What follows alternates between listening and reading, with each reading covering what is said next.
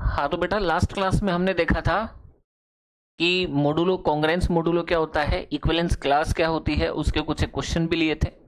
और अब आज अपन जो इसके अंदर अगली क्लास है इसके अंदर कुछ एक इसके और क्वेश्चंस लेते हैं कि कॉन्ग्रेंस मोडुलो का यूज कैसे होता है, कैसे उसको अपन काम में लेते हैं, कैसे उसके एक तरह से क्वेश्चंस बनते हैं। तो कुछ क्वेश्चन तो अपन ने ले लिए थे, आज इसके कुछ एक और आगे के क्वेश्चन लेते हैं अपन। ठीक है बेटा, तो अपन पढ़ रहे थे मोडुलो। तो अप्लाइड मैथ के अंदर जो हमारा पहला ही टॉपिक है मोडुलो, जहां बच्चों को थोड़ा सा डर लगता है, इसलिए इस टॉपिक को आज अपन कवर कर रहे हैं। तो यहां पे देखना थोड़ा सा कि भाई मोडुलो को अपन कैसे सॉल्व करेंगे। अब जैसे मान लीजिए, तो बेसिक्स तो मैंने लास्ट क्लास में पूरा करा दिया था। इस क्लास के अंदर अपन कुछ एक क्वेश्चन और लेते हैं जो सीबीएसई पूछ सकता है, ध्यान से सुनना। जैसे हमारे पास में बेटा यहाँ पे है 39 कॉन्ग्रेंट x मोडुलो 7, ये क्वेश्चन है। Find the set of the values of the x, हमें x का वैल्यू निकालना है। तो अब जाहिर सी बात है कि भाई 39 कॉन्ग्रेंट x मोडुलो 7, इसका मतलब क्या हुआ, इसका मतलब ये हुआ 39 कॉन्ग्रेंट x है, इसका मतलब 39 में x अगर डिवाइड करेंगे तो वो डिविजिबल होगा किससे, 7 से। और लैम्डा आएगा कि भाई अगर मान लीजिए 7 है तो 7 के मल्टीपल से भी तो वो डिविजिबल होगा ना, तो 7 लैम्डा। तो अब यहां पे देखिए x बराबर कितना हो जाएगा, माइनस एक्स इक्वल्स टू कितना हो जाएगा, 7 लैम्डा माइनस का 39 हो जाएगा। अब x इक्वल्स टू कितना हो जाएगा, 39 माइनस 7 लैम्डा, ये हमारे पास में आ गया। देखो नॉर्मल से ही इसके अंदर चीजें थी। तो 39 माइनस एक्स इक्वल टू अपन ने क्या कर दिया, ये इधर आके माइनस हो गया, इक्वल टू 7 लैम्डा। तो माइनस एक्स 39 इधर आके माइनस हुआ, माइनस से मल्टीप्लाई कर दिया तो 39 प्लस 7 लैम्डा हो गया। अब हमें पता है कि लैम्डा इक्वल्स टू क्या होता है, प्लस माइनस 1 होता है, प्लस माइनस 2 होता है, प्लस माइनस 3 होता है, ऐसे सो ऑन खूब सारी वैल्यूज होती है। तो एक तरह से इक्विवेलेंस क्लास का ही क्वेश्चन है ये। अब यहाँ पे अपन इसको देखें, लैम्डा की वैल्यू रखते जाएंगे, एक्स आता जाएगा। एक्स हमारे पास में कितना है, 39 माइनस 7 लैम्डा। तो सीधी सी बात है, इफ लैम्डा इक्वल्स टू मेरा 1 है, अगर मान लीजिए लैम्डा की वैल्यू कितनी है 1, तो एक्स कितना हो जाएगा, 39 माइनस 7, तो कितना आ जाएगा 32। इफ लैम्डा इक्वल्स टू हमारे पास में कितना है 2 है, ये वैल्यू रखते जाएंगे, ये नेगेटिव भी ले सकते हैं। तो हमारे पास में मान लीजिए लैम्डा बराबर 2 है, अगर हमारे पास में लैम्डा बराबर कितना है 2, लैम्डा बराबर 2 है, ठीक है। तो x कितना हो जाएगा, 39 में से 14 माइनस कर दो, 39 माइनस 14 तो कितना आ जाएगा, 5 2 25 आ जाएगा।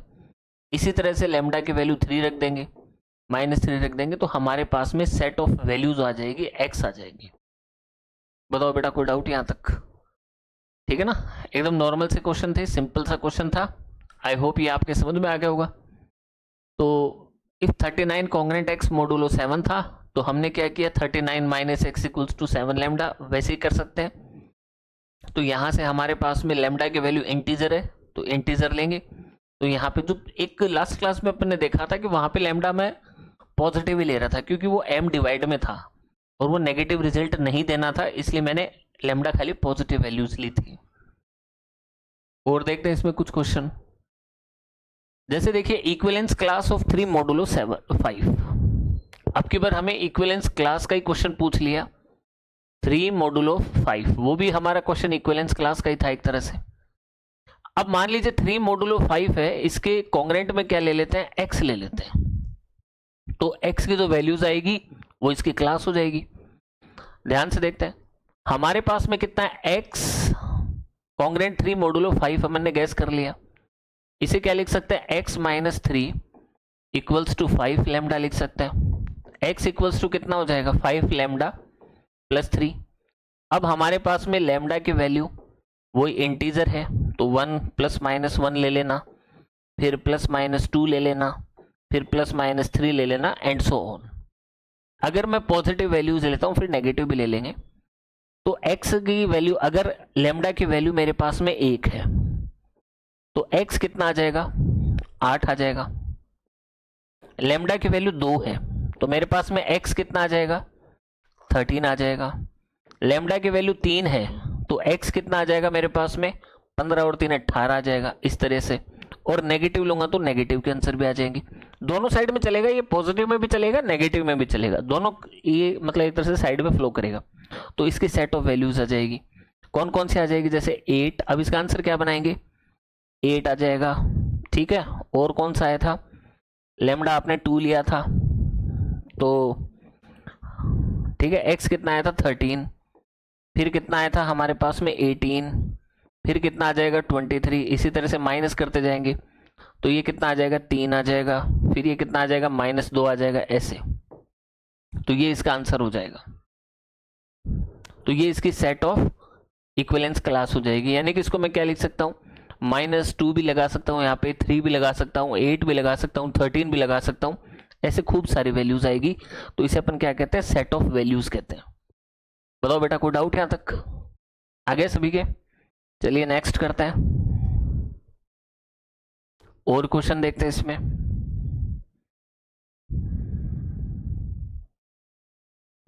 हाँ देखिए, अब इसी के जो इक्विवेलेंस क्लास है उसी से एक क्वेश्चन बना हुआ है ना। It is currently 8 AM, what time और AM और PM will be in the next 500 hours. ध्यान से देखेंगे इस क्वेश्चन को कि भाई इट इज करंटली 8 AM, फिलहाल 8 बज रहे हैं। कितने बज रहे हैं? 8। और सुबह के 8 बज रहे हैं, है ना। आपके उठने का टाइम यही तो होता है, सुबह 8 बजे। तो 8 बजे, ठीक है ना, अभी का टाइम हो रहा है 8 बजे। And what time in AM और PM will be next 500 hours. अगले 500 घंटे में हमें बताना है कि भाई क्या टाइम होगा। तो इस रिमाइंडर थ्योरम से देखो कितना आसानी से अपन निकाल पाएंगे। तो हमें पता है कि भाई एट एवरी 24 आवर्स टाइम क्या करता है? रिपीट करता है। जो टाइम है, टाइम विल रिपीट। ये जो घड़ी का टाइम होता है वो रिपीट करता है। वैसे समय रिपीट नहीं होता भाई। कहीं तुम कह दो सर टाइम कब से रिपीट होने लग गया, टाइम मशीन बना दी क्या आपने? नहीं बनाई भाई मैंने, ठीक है ना। मैं तो इतना बता रहा हूँ कि 24 घंटे बाद में घड़ी अपना टाइम को रिपीट करती है। आप कहेंगे सर वो तो 12 घंटे में भी करती है, लेकिन दिन की बात कर रहे हैं, 500 घंटे है ना। तो 24 घंटे बाद में वो का वही दिन, वो का वही, एकदम एक लूप में चलेगा। तो हमें पता है 24 घंटे है, यानी कि पहले इसको रिमाइंडर थ्योरम से करेंगे तो 500 के अंदर यानी 500 के अंदर अपन डिवाइड कर देंगे 24 का। तो ये कितना आ जाएगा? 2 जब 48 आ गया, ठीक है। फिर 2 बचेगा, 0 आ जाएगा, तो कितना आ जाएगा? ठीक है 20 ही आएगा फिर तो, क्योंकि 2 नंबर एक साथ कैरी कर लिए। अच्छा जी, तो ये हमारे पास में 20 से करेंगे तो 480 आएगा, रिमाइंडर बचेगा 20। तो हमारे पास में रिमाइंडर कितना आया? 20। अब देखो छोटा सा दिमाग लगा लो, रिमाइंडर कितना आया? 20, यानी कि 20 दिन तक तो सेम टू सेम प्रोसेस चलेगा। 20 दिन तक तो सेम प्रोसेस चलेगा, यानी कि अगले 480 घंटे के ऊपर तो 8 AM ही रहा। अगले 480 घंटे तक तो कितना रहा? 8 ही बज रहे थे। अब इसमें 20 और जोड़ दो, तो सीधी सी बात है 8 में अगर मैं प्लस 12 कर दूं, 12 क्यों कर दूं? क्योंकि 8 के बाद में 12 करेंगे तो वो 8 क्या हो जाएगा? AM के बजाय कितना हो जाएगा? बात को समझना, देखो इसमें 12 जोड़ दो, ठीक है। AM है what will be in hour next. तो हमारे पास में फिक्स 12 घंटे बाद में, जैसे मान लो सुबह के 8 बज रहे हैं, तो वो कौन से 8 बजेंगे? शाम के 8 बजेंगे। उसमें 8 और जोड़ दो, तो शाम के 8 बजे में यानी कि 8 PM में आप क्या जोड़ दो? 8, क्योंकि 8 और बच गए थे ना रिमाइंडर। तो कितना हो जाएगा? 4, और सुबह के 4 बज गए, तो टाइम आ गया 4 AM। बताओ कोई दिक्कत? ये दोबारा से रिपीट करूं? देखो इस यहाँ पे इस लॉजिक को ऐसे समझो आप कि भाई देखो 480 घंटे में तो कितना हुआ? सुबह के 8 बज रहे थे। 480 घंटे बाद में तो 8 बज रहे थे सुबह के। अब हमारे पास में कितना रिमाइंडर बचा था? 20 आवर्स। रिमाइंडर हमारे पास में बचा था 20 घंटे। अब इस 20 घंटे के अंदर अपन क्या करेंगे? 20 घंटे बचे थे, अब हमें 8 बजे से लेकर 12 घंटे और जोड़ देंगे। अगर हम उसमें 12 घंटे और जोड़ देंगे तो कितना हो जाएगा? शाम के 8 बज जाएंगे, 8 PM हो जाएगा। अब है ना 8 PM है भाई, ठीक है ना, 12, तो 20 में से 12 गए, कितने बचे, 8 बचे ना। 8 PM में प्लस 8 आवर और जोड़ दो। अब आप खुद जोड़ के देखो कितना आएगा। 8 बजे में 8 घंटे और जोड़ दो, 4 घंटे बाद में तो कितना हो जाएगा, 12 बज जाएगी। 12 बजे बाद में 4, यानी सुबह के 4 बजे। तो आंसर क्या आएगा, 4 AM। देखो रिमाइंडर थ्योरम से कितना आसानी से हो जाता है, इसलिए रिमाइंडर थ्योरम इंपॉर्टेंट होती है। और भी इसके यूज आएंगे अभी। बताइए बेटा, समझ में आ गई बात। चलिए नेक्स्ट। अब देखो प्रॉपर्टीज के हिसाब से मैं यहां पे बोल के बता देता हूं कि 486 है और 729 मोडुलो 12 है। इसका मतलब है चाहे तो आप इसे 486 मोडुलो 12 करो, या फिर प्लस कर देना 729 मोडुलो 12 करो, या है ना ऐसे कर देना, या फिर दोनों को ऐड करके फिर मोडुलो कर देना। दोनों सिचुएशन में आंसर सेम आएगा, इसलिए इसको प्रॉपर्टी में इसको गिना जाता है। यहाँ पे माइनस होता तो भी आंसर आता, डिवाइड होता तो भी आंसर आता। जैसे इसको करके देखते हैं, 486 मोडुलो 12, तो यानी कि 486 के अंदर हमें डिवाइड करना है किसका, 12 का। 486 में किसका डिवाइड करना है, 12 का। तो 12 चौके कितना हो जाएगा, 48। सीधी सी बात है। अच्छा जी, यहाँ पे 0 हमें क्या उतारना पड़ा, 2 नंबर उतारना पड़ा, तो कितना आ जाएगा, 40। तो रिमाइंडर कितना बचा, 6 ही बचा ना। तो इसका रिमाइंडर कितना आ जाएगा, यानी कि हमारे पास में इसका आंसर आ जाएगा 6। अब 729 में 12 का कर लो, 729 है, इसमें 12 का कर लो, 72 आ गया। यहाँ से 0 और 9 2 नंबर उतरे तो ये 60 आ जाएगा। यहाँ पे रिमाइंडर कितना बचा, 9, तो दोनों का रिमाइंडर प्लस कर दो और यहाँ पे कर दो मोडुलो 12। 9 से कितना होता है, 15, ये होता है 15 मोडुलो 12। तो 15 में 12 का डिवाइड करेंगे 3 आ जाएगा। तो हमारा आंसर क्या आएगा, इसका फाइनल आंसर आएगा इसका 3। बताओ कोई दिक्कत। तो बेटा फाइनल आंसर इसके अंदर हमारे पास में कितना आया, 486 है और 729 है, फिर मोडुलो 12 था। तो हमने क्या किया कि भी दोनों को अलग अलग सॉल्व कर लिया। यहाँ पे डिस्ट्रीब्यूटिव प्रॉपर्टी इसके अंदर लगती है, प्लस है तो भी ये दोनों का अलग अलग कर सकते हैं, माइनस होता तो भी दोनों को माइनस करके कर देते, मल्टीप्लाई में भी कर सकते हैं। तो दोनों का अलग अलग हमने मोडुलो निकाला, फिर उन दोनों रिमाइंडर को ऐड करके फिर से मोडुलो निकाला। तो ये इसकी प्रॉपर्टी आती है। ठीक, ये क्वेश्चन भी आपके समझ में आ गया होगा। अब देखो थोड़ा सा बड़ा क्वेश्चन है, फाइंड द रिमाइंडर व्हेन 672। अब देखो ये 672 है, ठीक है, ये कर देंगे,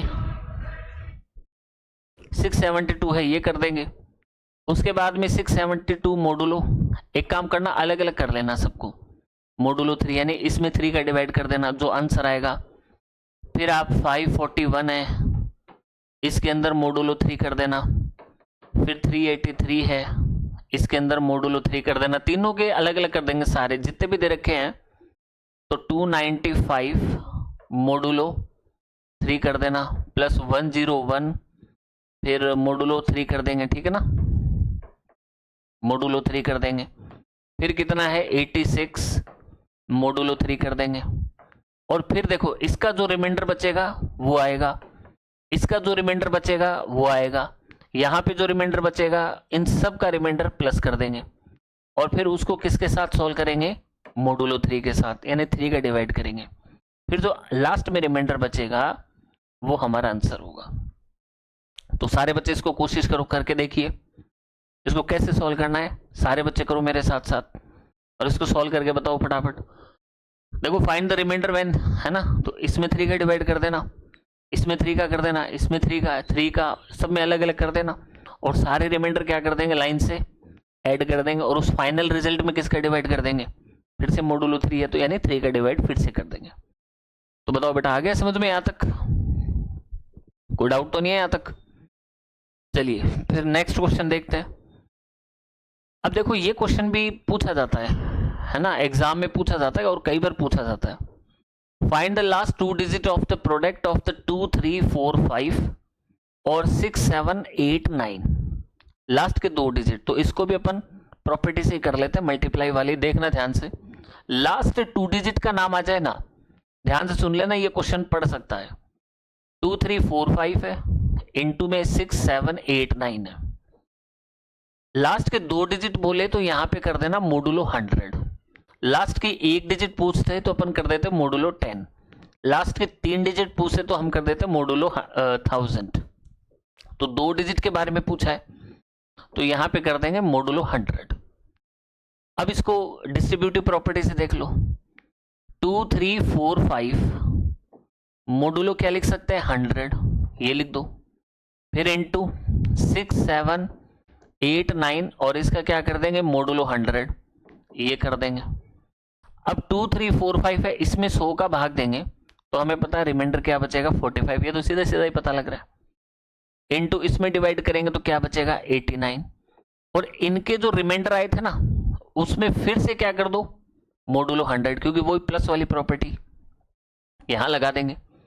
अब 45 को 89 से करो, 45 को 89 से करो, 9 5 जा 45, ठीक है, ये आ जाएगा कितना 4005, ये कितना आ जाएगा 4005, और इसको क्या करना है मोडुलो 100 करना है। तो इसके अंदर अगर अपन फिर से 100 का डिवाइड करेंगे तो रिमाइंडर क्या बचेगा 5, सीधी सी बात। तो ये हमारा आंसर आ जाएगा, यानी कि इन दोनों का मल्टीप्लाई करेंगे, उसके बाद में जो लास्ट की 2 डिजिट आएगी वो क्या आएगी 05 आएगी। बताओ कोई दिक्कत? तो मोडुलो का एक यूज ये हो गया हमारे पास, और देखते हैं मोडुलो का और कौन सा यूज होता है। देखिए अब जैसे find the last digit of the 12 raise to the power 12, last digit. अब देखो फिर से क्या पूछ लिया, लास्ट डिजिट पूछी है 12 की पावर 12 की, तो मोडुलो ऑपरेटर को इसको भी यूज में करके कर सकते हैं। और देखिए है ना, find the remainder when this is divisible by 7, तो एक काम करता हूं दोनों में से एक करवा देता हूं। लास्ट डिजिट का तो हो गया, मोडुलो 10 कर देंगे आ जाएगा, चलो ये करवा देता हूं। Find the remainder when 5 raise to the power 61 is divided by 7, is divided by 7, remainder निकालना है। तो बेटा इसका एक रूल है, ध्यान से देखना, 5 की पावर 61 है, इसमें हम 7 का डिवाइड करेंगे तो रिमाइंडर क्या बचेगा, यानी कि 5, सिंपल सा क्वेश्चन ये है। तो कह रहा है आंसर क्या आएगा, 5 raise to the power 61 modulo 7, then what is your answer. अब देखते हैं, अब 5 में 7 का डिवाइड करेंगे तो कितना आएगा, क्योंकि 5 तो छोटा है ना, तो वही नंबर आ जाएगा वापस। एक काम करते हैं, अगर बेटा मैं 5 की पावर यहां पे 61 तक पहुंचना चाहते हैं ना, तो 5 की पावर 3 से चालू करते हैं ताकि पहले 60 तक पहुंच जाऊंगा। अगर 5 की पावर 3 करते हैं तो कितना होता है 25, 25 में 7 का डिवाइड करते हैं तो कितना आता है 7 21 4 मोडुलो 7। पहली बात ये लाइन समझ में आ गई? नहीं, 5 की पावर 2 करते हैं, 125 तो ऊपर हो जाएगा, 5 की पावर 2 कर लो, 5 की पावर 2, तो 5 की पावर 2 करेंगे 10, 10 में 7 का डिवाइड करेंगे तो बेटा कितना आएगा 3 आएगा, तो ये आ जाएगा 25 ही होता है, 25 में अपन कितना डिवाइड करेंगे 7 का, तो 4 आएगा, 4 मोडुलो 7, ऐसे लिख सकते हैं। हमें 61 तक पहुंचना है, ध्यान देना। तो हमें पता लगे कि भाई 25 है, इसका कितना होता है 4 मोडुलो 7। बताओ कोई दिक्कत यहां तक? अच्छा जी, अब दोनों का एक बार और स्क्वायर कर लेते हैं, तो ये तो कितना हो जाएगा 625, और ये हो जाएगा 16 मोडुलो 7। ध्यान से देखना इस क्वेश्चन को, 16 मोडुलो 7, 16 मोडुलो 7। अब ये तो 625 सही है, अब 16 में 7 का डिवाइड करते हैं तो 7 2 जा 14, यहां पे रिमाइंडर आएगा फिर से क्योंकि इक्विवेलेंस क्लास वाला है। अब देखो ये तो अपना पड़ा है, जैसे 5 की पावर इसको तो क्या लिख सकते हैं 4, और इसको लिखेंगे 2 मोडुलो 7। बात समझ में आई? 2 मोडुलो 7 आ जाएगा। अब हम थोड़ा सा पावर और बढ़ाते हैं, तो पावर कितने करें, 5 पे ले जाता हूं सीधी, तो ये तो हो जाएगा, दोनों के पावर 5 कर दो तो ये तो हो जाएगा 5 की पावर 20, और ये हो जाएगा 2 की पावर 5 मोडुलो 7। ध्यान देना, 2 की पावर 5 कितना होता है 32। 32 में 7 का डिवाइड करते हैं, 32 है ना, 32 में 7 का डिवाइड करो, 7 4 28। तो देखो 5 की पावर 20 तक तो मैं पहुंच गया, क्योंकि यहाँ पे 5 की पावर 4 थी, मैंने दोनों साइड में पावर कितनी कर दी, पावर कर दी 5, तो मल्टीप्लाई पावर ये 20 हो गई, ये 5 हो गई, ठीक है। ये कितना हो जाएगा 32 मोडुलो 7, इसको सॉल्व कर लो मेरे साथ साथ। 32 modulo 7 5 raise to the power 20, तो ये कितना हो जाएगा 32 में 7 का डिवाइड करेंगे 4 आ जाएगा, 4 मोडुलो 7। बताओ बेटा यहां तक कोई दिक्कत? अब इसकी पावर 3 कर लेते हैं ताकि डायरेक्ट 60 तक पहुंच जाएंगे। तो दोनों साइड में पावर 3 करेंगे, 4 की पावर 3 कितना होता है 64 होता है, 64 मोडुलो 7। इसको सॉल्व करेंगे, 5 की पावर 60 और 64 में 6 9 जा 63, यानी डिवाइड जा रहा है, रिमाइंडर क्या बचता है 1, तो ये आ जाएगा 1 मोडुलो 7। लेकिन मुझे तो क्या लाना था 5 की पावर 61, तो दोनों साइड में मैं क्या कर देता हूँ 5 से मल्टीप्लाई कर देता हूँ, तो ये तो हो जाएगा 5 की पावर 61, ये आ जाएगा 5 मोडुलो 7। और हमने क्या पढ़ा था कि जब ये रिमाइंडर इससे छोटा आ रहा है तो ये आंसर हो जाता है। तो बेटा ये इसका लास्ट और फाइनल कैटेगरी का क्वेश्चन था। तो ये 4-5 कैटेगरी के सीबीएसई हमारे से क्वेश्चन पूछ सकता है। तो आई होप ये आपके समझ में आ गया होगा। मॉडुलो हमने यहाँ पे पूरा खत्म कर दिया, ठीक है। इसी कैटेगरी के क्वेश्चन है, आपको समझना है। यही अपन ने 2 क्लासों के अंदर सारा का सारा मॉडुलो खत्म कर दिया, इसके क्वेश्चन भी ले लिए, इसके एग्जाम्पल भी ले लिए। तो आई होप अब आपके किसी तरह का कोई डाउट नहीं रहना चाहिए। तो नेक्स्ट क्लास में अपन नेक्स्ट लेक्चर लेंगे, ठीक है बेटा। आप कमेंट करके बता देना कि कौन सा चैप्टर आप पढ़ना चाहते हैं, वही मैं यहाँ पे आपको क्लियर करा दूंगा, ठीक है बेटा। Thank you, have a nice day.